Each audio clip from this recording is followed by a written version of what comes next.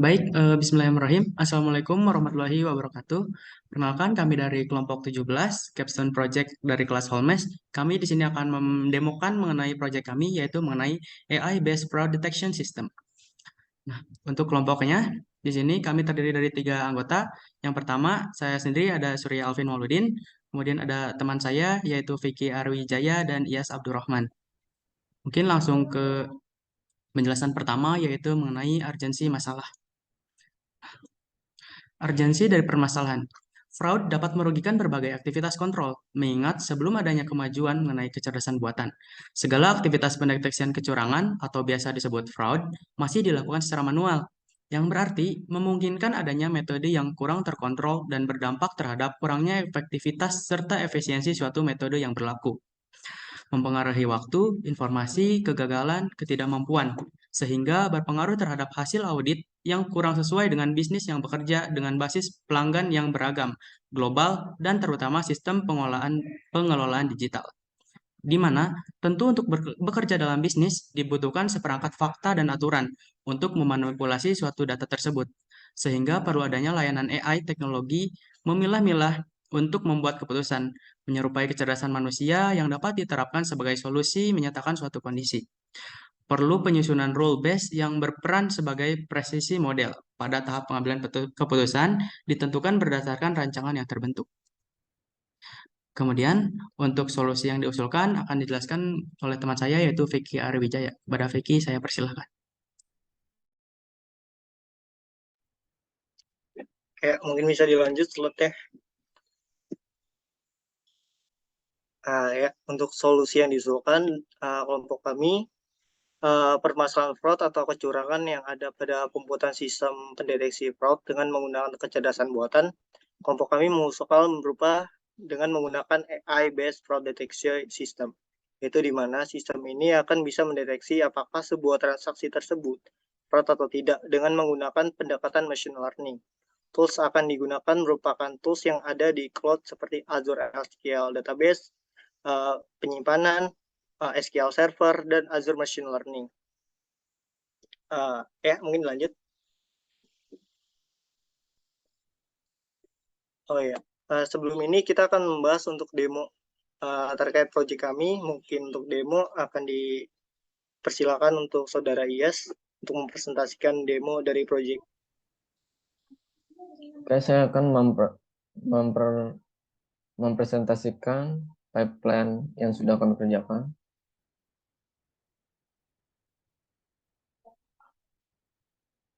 Oke, apakah sudah terlihat? Sudah.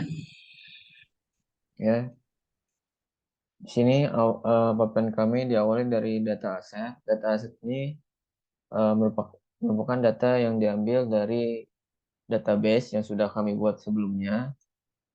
Lalu selanjutnya ada partition and sample. Kenapa kami melakukan sampling data? Karena dataset yang ada itu terlalu banyak, yaitu berjumlah sekitar 6 juta baris. Kalau kami memproses 6 juta baris itu akan beban komputasinya akan terlalu lama. Jadi harus kami sampling terlebih dahulu. Kami mengambil data sebesar 1/100 dari data awal tadi tersebut. Lalu selanjutnya di sini ada mark features column, yaitu untuk menandai kolom-kolom mana saja yang merupakan kolom fitur. Lalu di sini ada convert string column to double, yaitu untuk mengconvert beberapa kolom yang sebenarnya nilainya angka tapi dia berupa string. Jadi di sini kami ubah ke double supaya nanti pada saat diproses hasilnya akan jadi jauh lebih maksimal dibanding pada saat dia masih string. Lalu selanjutnya ada mark labels column, yaitu nih fungsinya untuk menandai kolom-kolom mana yang merupakan label. Di sini pada dataset kami kolom yang merupakan label adalah kolom fraud, karena tujuan kami adalah untuk menunjukkan apakah data ini itu fraud atau bukan. Lalu selanjutnya di sini ada oversampling data with SMOTE. Kenapa kami melakukan oversampling? Karena datanya itu sangat tidak balance. Akan saya tunjukkan di sini perbandingan datanya. Oke, tunggu sebentar.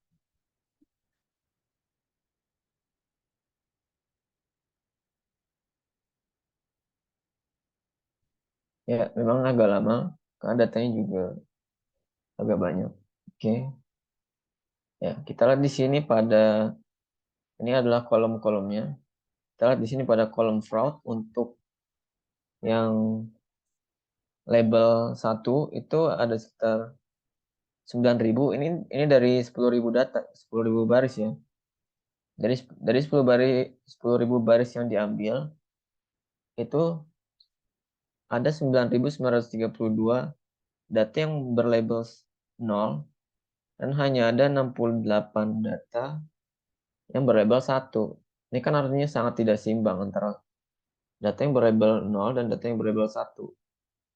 Oleh karena itu kami harus melakukan oversampling data supaya balance dari data tersebut seimbang, sehingga tidak terjadi bias antara satu data terhadap model.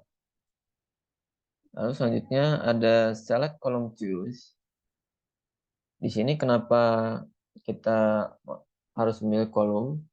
Karena ada beberapa kolom yang sebenarnya tidak perlu digunakan, seperti kolom nama atau alamat itu tidak perlu, kan tidak bakal mempengaruhi apa-apa juga. Lalu selanjutnya ada normalisasi data.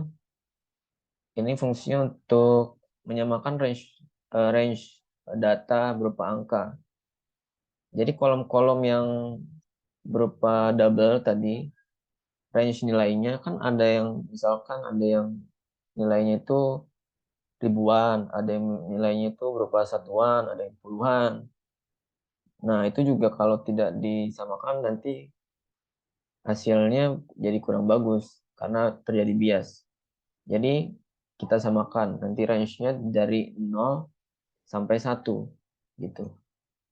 Lalu selanjutnya di sini ada split data, yaitu untuk memisahkan antara data training dan data testing.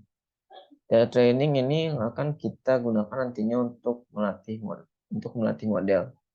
Di sini kita melatih modelnya menggunakan algoritma support vector machine. Ya, di sini komponennya. Lalu selanjutnya setelah modelnya selesai, kita score.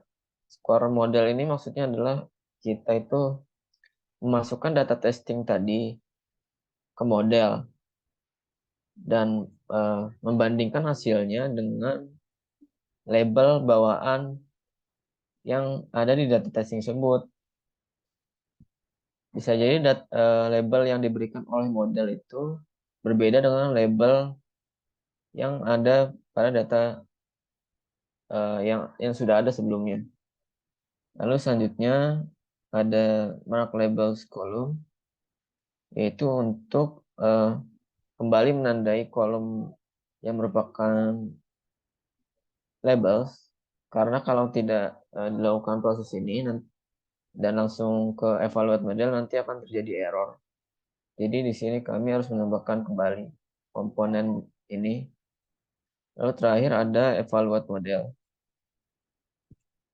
Ya, akan saya tunjukkan hasilnya. Oke. Ya, hasilnya seperti ini. Dengan akurasi precision recall ya ada di angka sekitaran 0,9 lah. Ini sudah sangat bagus sebenarnya. Sini juga ada true positifnya. Data yang true positif tuh berjumlah sekitar 11.210. Sementara data yang true negatif berjumlah 11.209. 208, 9. Lalu di sini ada false negatif berjumlah 1106 dan false positif berjumlah 1501. Dapat dilihat di sini bahwa yang false negatif itu jumlahnya lebih sedikit daripada false positif. Ini merupakan hasil yang baik karena false negatif itu jauh lebih berbahaya bagi sistem sebenarnya. Karena kalau false positif, kita masih bisa mengirimkan sebuah konfirmasi ke usernya jika itu terjadi. Tapi kalau false negatif, artinya kan sistem deteksi itu sebagai bukan fraud. Ya, maka itu tidak bisa diapa-apain jadinya. Akhirnya uangnya hilang gitu. Untuk slide selanjutnya akan dipresentasikan oleh teman saya, Kiki Ariwijaya.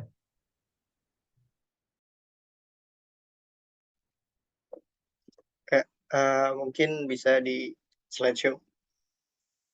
Ya, terima kasih untuk penjelasannya terkait demonstrasi IAS. Mungkin saya ingin melanjutkan untuk pembahasan mengenai manfaat dari proyek yang kami buat. Ya, lanjut. Mungkin sebelumnya kita sudah tahu untuk fraud itu terkait dengan kecurangan, di mana sebelumnya suatu tindakan analisa baik suatu pengawasan, kontrol, yang dilakukan secara manual akan berpengaruh terhadap kurangnya efektif dan efisien dalam mengolah suatu sebagian sumber data. Karena fraud mungkin saja terjadi dalam suatu dunia bisnis. Untuk solusi yang kami rancang, itu bisa dapat dikatakan efektif dengan memanfaatkan berbagai layanan teknologi seperti Microsoft yang dilengkapi dengan kecerdasan AI, tentu akan membutuhkan beberapa waktu untuk menentukan suatu transaksi tersebut termasuk fraud secara instan dan kita dapat lakukan suatu pengelolaan yang balance satu sama lain. Yang dimana alasan lain mengapa kami dapat mengatakan sistem yang kami rancang efektif, karena kami telah melakukan beberapa kali melatih model yang seperti sudah dijelaskan Saudara Iyas sebelumnya, dengan presisi sebesar 90% yang dikatakan sudah cukup baik untuk mendeteksi fraud. Ya, mungkin untuk penjelasan dari presentasi demonstrasi kelompok kami sekian, kurang lebih mohon maaf. Wassalamualaikum warahmatullahi wabarakatuh. Terima kasih.